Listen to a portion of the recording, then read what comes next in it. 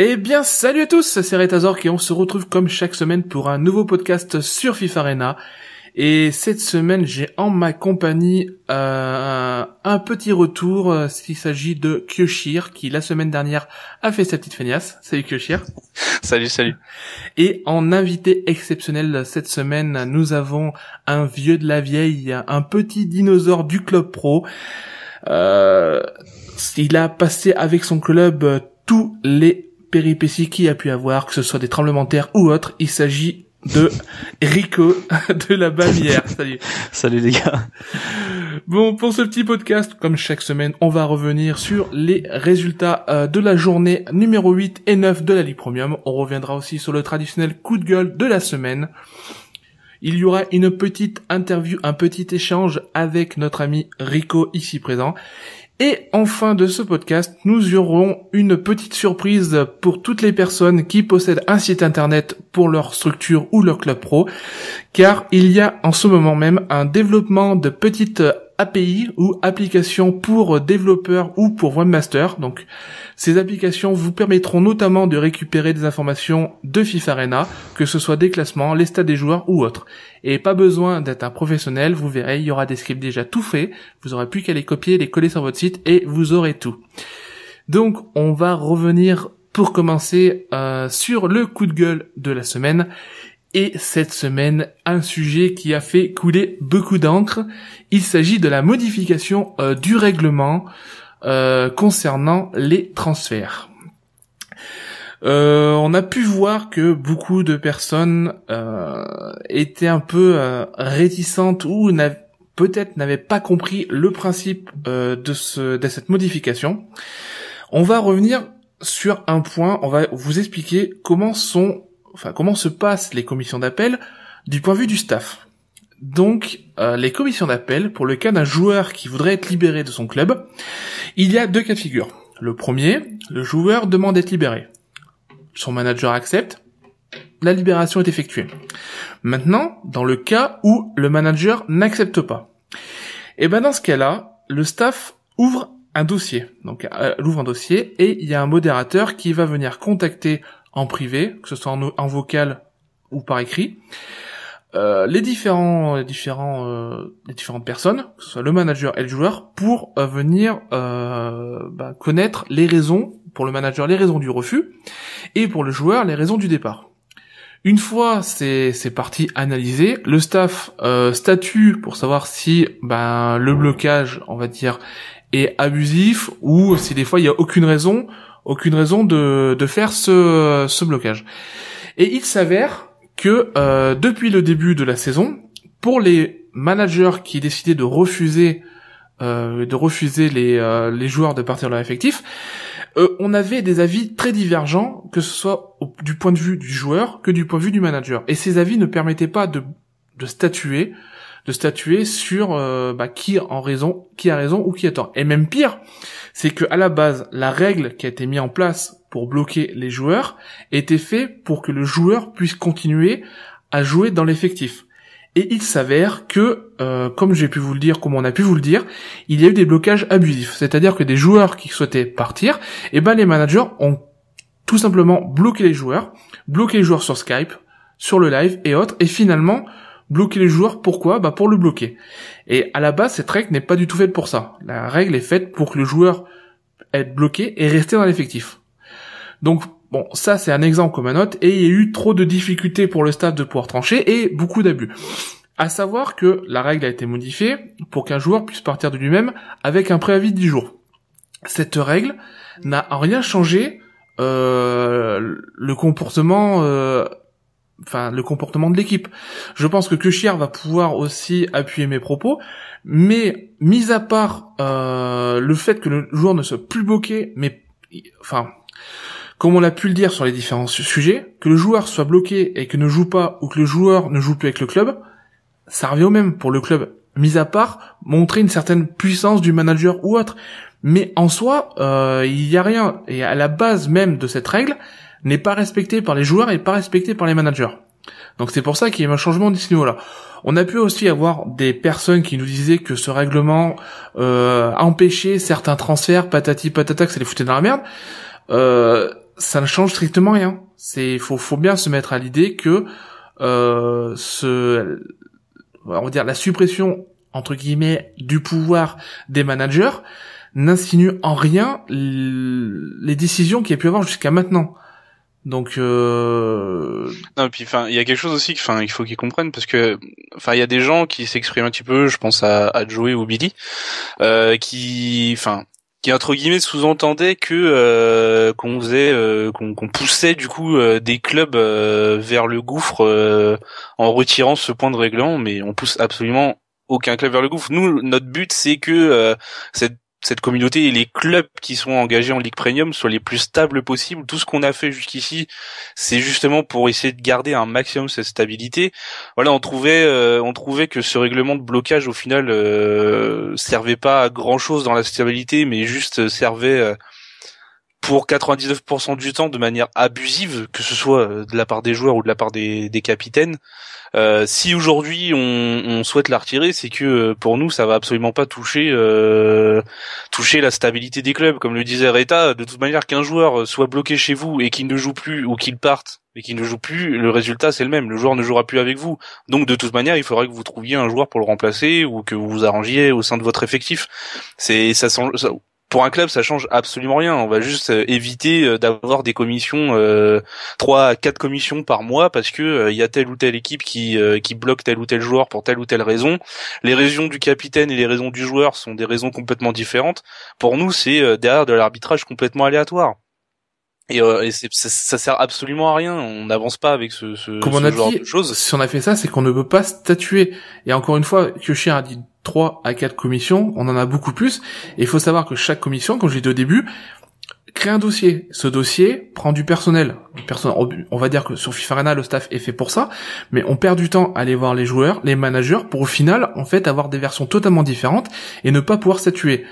J'en profite notamment pour reprendre le dernier message de Joey, qui justement un peu répond et se pose des questions qu'on est en train de poser, qui demande justement les commissions, si des fois vous avez des preuves ou des circonstances à l'appui, est-ce qu'elles pourraient permettre ça? Mais c'est déjà le cas en fait, c'est qu'on a déjà des preuves, on a déjà des circonstances à l'appui, et on n'arrive pas à statuer parce que chacun défend son morceau de fromage, et chacun a des preuves, chacun a des messages, et on peut pas statuer. C'est ça le problème en fait, c'est que on ne peut pas statuer, finalement il y a des blocages abusifs.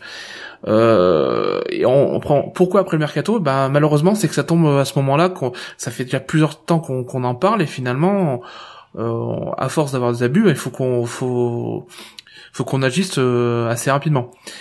Et encore une fois, ce n'est pas une solution de facilité pour le joueur, parce qu'il y a toujours la règle de 2 clubs par saison. Donc si un gars décide de se barrer et qu'il a déjà fait 2 clubs, c'est fini, sachant que après le premier mercato il en reste encore 3. Il en reste 2. Il en reste encore 2. Non, il en reste encore 2. Non, parce que, avec les playoffs. Il reste encore 2 mercatos, en fait. Il en reste 3 avec les playoffs. Il va rester le mercato de mi-saison et le mercato, au final, un espèce de mercato de fin de saison. Voilà. Donc, il y a beaucoup de joueurs, déjà, qui sont à 2 clubs. Ils ne pourront déjà plus partir. Donc, faut bien avoir l'idée que la règle des 2 clubs par saison bloque déjà, ces joueurs-là. Donc voilà, c'est vraiment Oui, puis là il y a limite un mercato tous les 2 mois et demi ou 3 mois. Quand je vois des capitaines qui parlent de difficultés à stabiliser leur club, quelque part si vous arrivez pas à stabiliser un club sur 2 mois ou 3 mois, c'est que derrière vous avez aussi vous quelques petits problèmes à gérer un effectif. C'est malheureux ce que je vais dire, j'ai peut-être être un peu entre guillemets franc avec vous, mais des fois faut savoir se remettre en question aussi, et pas arriver à gérer un effectif sur 2 ou 3 mois parce que derrière vous avez des mercatos assez importants. Voilà. Et moi le premier, j'ai fait des erreurs. Il y a 4 joueurs qu'au début je voulais pas les laisser partir. Finalement, on a reparlé avec le staff, on les a laissés partir parce que finalement, nous aussi on a fait une erreur. Donc voilà. Et encore une fois, il y a plein de mercato. On commence à nous dire rajouter des jokers.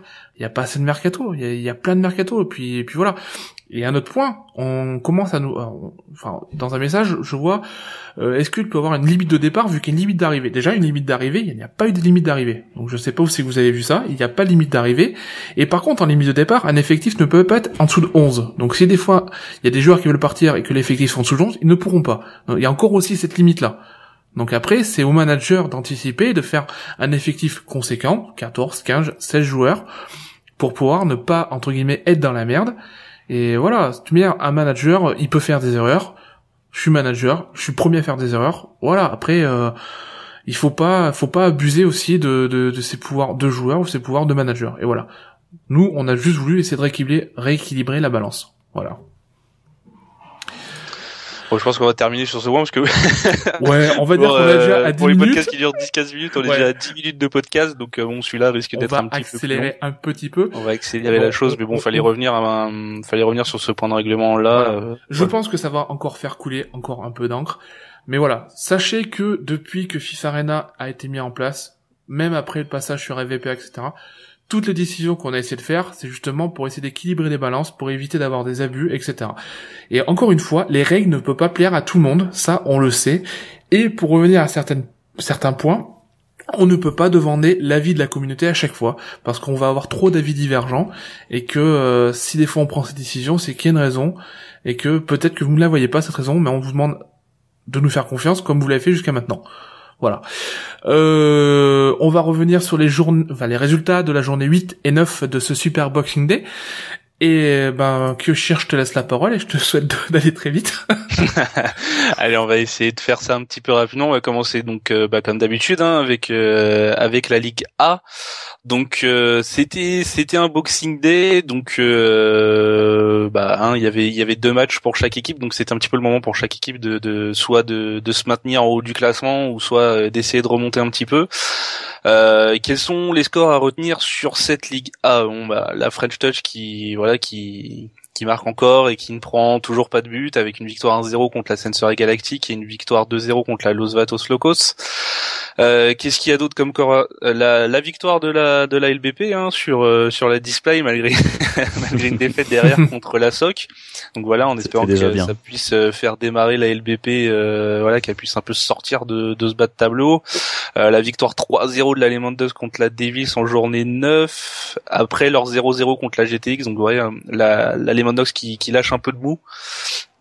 Donc je vais revenir assez rapidement. On va passer au classement. Donc actuellement premier et avec 4 points d'avance, la Breaking Touch. La Lehman Ducks qui suit à 23 points, qui a lâché quelques petits points encore à la dernière journée. La Quality qui commence un petit peu à peiner en 3e place, 18 points. Puis bon, après ça se suit, on va dire, de la 4e place à la 11e place, on a 4 points d'écart. Et en fond de tableau, la LBP, la Ascensio et la Display, qui se tiennent un petit peu, en espérant que ces équipes-là arrivent à démarrer bientôt. On peut noter quand même que les 10 dernières places, elles sont quand même, les 8 dernières sont assez serrées, que vraiment. Ouais, de la 8e à la 16e place, c'est 5 points exactement d'écart entre la Devils et la LBP. Enfin, même de la 6e à la 16e point, la 6e à la 16e place, pardon. Il y a 5 points, donc ça peut bouger très très vite. Puis les 3 premiers ont pris pas mal d'avance en étant chacun conforté à leur place, donc je pense que ça devrait pas bouger beaucoup, normalement.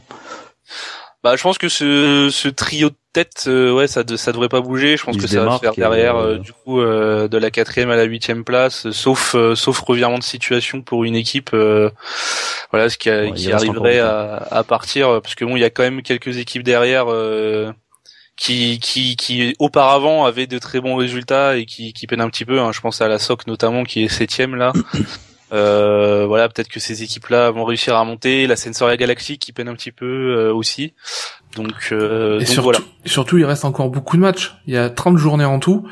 Donc il reste encore 21 journées. On a un peu plus d'un tiers, ouais. Voilà, donc tout est encore faisable. Et moi, le conseil que je peux donner par rapport aux équipes qui sont dans le même cas de figure que moi, la LBP, on est en bas de championnat, en bas de tableau.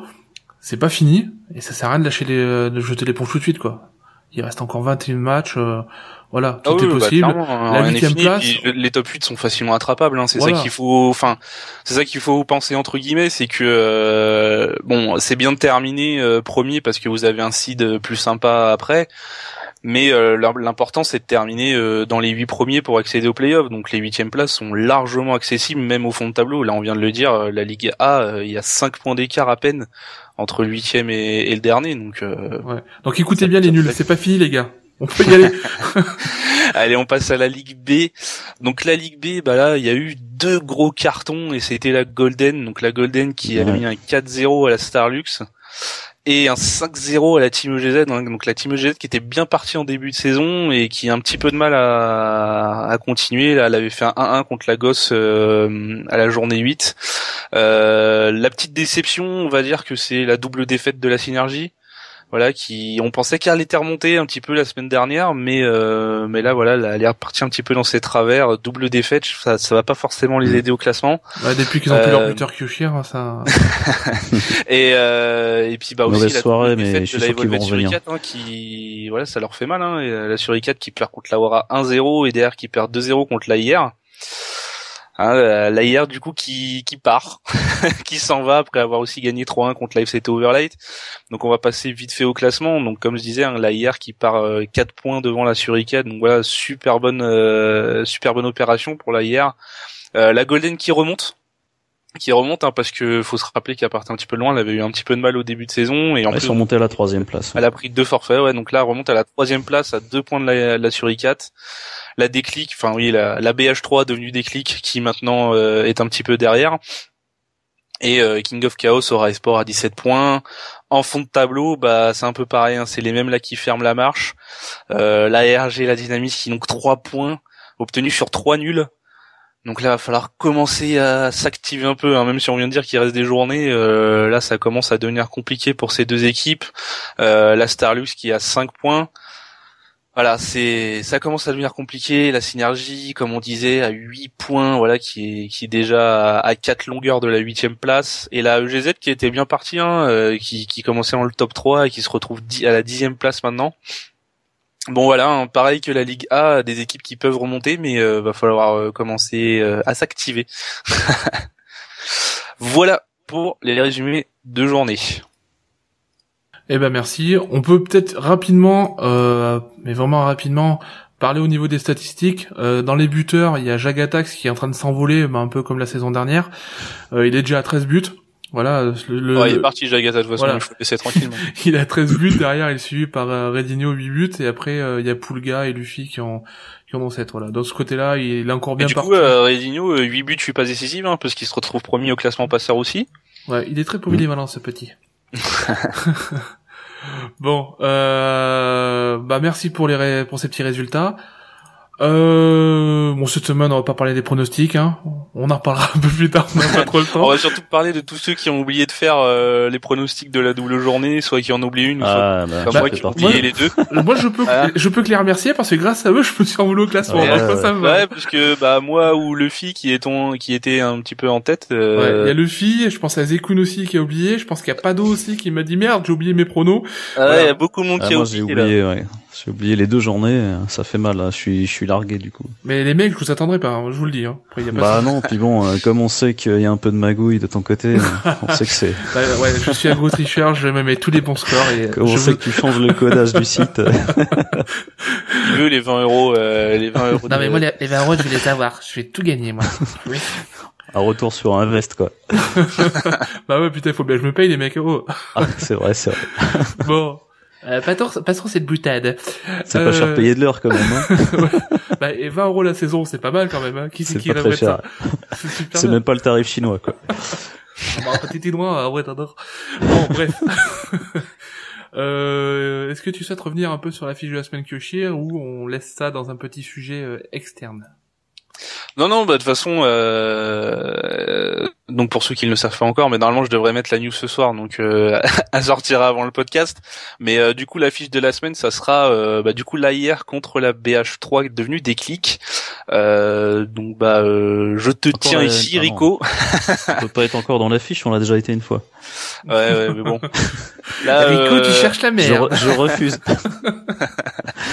Donc Rico, du coup, comment toi tu appréhendes un petit peu ce match là? Ça va être un match sympa, donc comme je disais, Inferno apparemment qui n'est plus capitaine de la BH3, c'est Gousso qui récupère, donc c'est une équipe un peu en phase de changement. Ouais, c'est une équipe en grosse forme. On sait que ça va être très difficile parce que c'est une équipe qui a fait un gros recrutement, qui est très bien placée dans le championnat, dans la Ligue B, et qui remonte petit à petit. Et je pense que ça va être vraiment un match difficile, quoi. Falloir se battre pour continuer là sur notre bon début de saison. On sait que il y a des gros joueurs en face, va falloir jouer à 150% pour faire un résultat. Ah, mais c'est vrai que qu'ils ont recruté des joueurs sympas, hein. Je pense, on va penser de toute façon obligatoirement à Dante et à Magix, hein, qui arrive tout droit de la scène, enfin j'allais dire de la Sensoria, de la Quality, pardon. Donc deux joueurs offensifs qui font mal. Il y avait déjà Aymar. Voilà, c'est devant, ça joue très très vite et ça joue très très bien. Hein. Ouais, ça va pas être facile. Il va falloir tenir la baraque derrière. Pour l'instant, c'est vrai qu'on se défend pas mal en défense, quoi. Avec notamment notre gardien Sekhmet, hein, qui a trouvé sa vocation cette année, qui je crois qu'il est bien placé au classement des gardiens. Il est peut-être en tête de la Ligue B, je crois d'ailleurs, mais donc bon voilà, on prend ce match avec beaucoup de sérieux. Non, il est derrière. Il est deuxième derrière Dida, ouais. Il a 5 clean sheets, Dida en a 6. Ok. Donc ok pour cette affiche de la semaine. Bah, tiens d'ailleurs, on va revenir vu qu'on a beaucoup parlé au début de ce podcast du nouveau règlement. T'en penses quoi toi ? Bah le nouveau règlement sur les transferts, bon c'est vrai que ça peut paraître un peu compliqué, mais en même temps avoir quelque chose de bien figé, ça peut éviter aussi les abus dans tous les sens quoi. Après, bah, c'est un peu toujours le même truc. Tu auras toujours des managers ou des joueurs qui vont pas jouer le jeu. Ça, on le sait. C'est malheureusement, c'est un petit peu chaque année la même chose. Donc, bon, je m'y suis pas intéressé en détail. Là, pour la Bamière, on n'avait pas besoin de recruter pour ce mercato-là. Mais bon, je pense que les règles établies jusqu'à présent sont plutôt claires. Peut-être que certains les lisent pas, tout simplement, ou les lisent pas assez. Donc bon, je sais pas quoi dire à part que à chaque fois qu'il y a un mouvement entre guillemets, il faut bien regarder quelles sont les règles établies, qu'on soit d'accord ou pas avec. Ça permet aussi de quand même de fonctionner correctement. Ça évite d'avoir des équipes qui abandonnent au bout d'un mois. Je pense que je crois que jusqu'à présent il n'y a pas d'équipes qui ont abandonné, donc c'est plutôt positif quoi. Ouais, c'est vrai, les règles, ça sert aussi à ça. C'est pas pour emmerder les joueurs ou les managers quoi. Clairement. Mais je sais plus avec qui j'en parlais d'ailleurs il y a pas très longtemps, pas forcément quelqu'un du staff, mais je pense que c'est une des premières saisons où on arrive à la trêve hivernale et que il y a pas d'abandon du tout. Ouais, donc bon, après même s'il y a eu cette règle-là a aidé ouais, aussi. Voilà, même s'il y a eu des clubs qui ont un peu flanché à certains moments, bon il y a pas eu d'abandon. Donc peut-être qu'il y a besoin d'éclaircissement, effectivement, c'est peut-être un peu compliqué. Moi, je m'y suis pas vraiment beaucoup intéressé, hein, je peux pas trop parler, mais bon, je pense qu'il faut passer un peu de temps à bien comprendre tout, quoi. D'accord. Moi, je crois mon petit état que toi, faut que tu nous parles d'appli. Ouais. Ouais, je vais arrêter. Je voulais. Ouais, merde. Ok.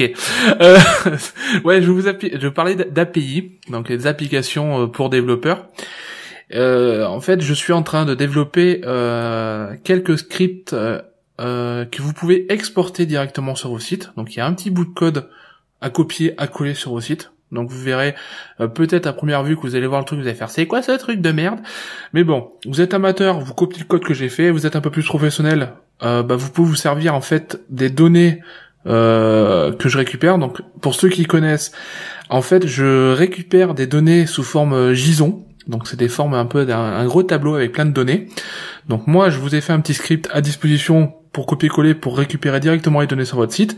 Si vous après vous souhaitez les mettre en forme ou en faire autre chose, vous pouvez le faire. Vous pourrez récupérer ces données dans votre propre langage, PHP, JavaScript, HTML, comme vous voulez. Dans ces différentes API, donc vous pourrez récupérer le classement des différentes compétitions. Donc notamment la Ligue Premium. Donc là actuellement il y a que ce script qui a été fait. Donc je vais vous mettre le lien pour que vous puissiez voir à quoi ça ressemble. Donc pour l'instant il y a que le classement. Et dans un futur plus ou moins proche, vous pourrez récupérer carrément les joueurs qui sont présents dans les effectifs. Donc ça peut être intéressant pour les rosters sur les sites. Vous pourrez récupérer les différentes statistiques de vos joueurs pour les afficher sur votre site ou autre. Donc voilà, vous pourrez faire plein de choses avec ces petits scripts. Libre à vous d'en faire ce que vous voulez. Et puis voilà. Et encore une fois, si vous avez le moindre problème avec ces scripts-là, vous me contactez et je pourrais même vous aider à les installer sur votre site si vous voulez. C'est pas compliqué. Mais voilà. Donc le tout, c'est de pouvoir exporter les données qui sont présentes sur FIFA Arena et de les exploiter directement sur votre site, sur votre communauté, sur votre forum, sur n'importe quoi. Donc voilà. Je vous mets le lien qui apparaît devant l'écran là. Voilà. On va faire des trucs super magiques. Waouh, c'est trop bien. Et voilà. Bon, je crois qu'on va arrêter avec le podcast quand on en est déjà bien 25 minutes, c'est quand même pas mal. Sûrement peut-être un des plus longs du coup. Ouais, bah on vous promet, c'est promis. La prochaine fois, on fera plus court. Mais la semaine prochaine, il y aura qu'une journée. On arrive bientôt à la trêve hivernale. Bon, on en reparlera la semaine prochaine. Et surtout, il y en a beaucoup qui me posent la question. La Coupe de France, enfin la Premium Cup, revient à la rentrée. Donc normalement, si je dis pas de conneries, c'est vers le 11 janvier. Il y a un tour la semaine prochaine. Non, je crois que c'est... Alors, Non, si, j'ai vérifié hier, il y a un tour la semaine prochaine, il me semble. Je vérifie. 14... Ah oui. Il y a 8e de finale la semaine prochaine. Voilà, j'ai failli dire de la merde. Voilà, effectivement, il y a 8e de finale. Ouais, j'avais vu que le retour de... Ah ouais. Non, c'était en fait le 11 janvier, c'est la semaine de préavis pour l'autre mercato. Voilà, j'ai mélangé les deux. Donc, la semaine prochaine, il y aura la 8e de finale de la Coupe de France. Et à la rentrée, il y aura la semaine de préavis pour le mercato. Finalement, en fait, la semaine de préavis ne va servir plus à grand chose. Maintenant, on peut en avoir. Mais voilà, le prochain mercato arrive bientôt. Donc, pour ceux qui se posaient des questions, comment je vais faire?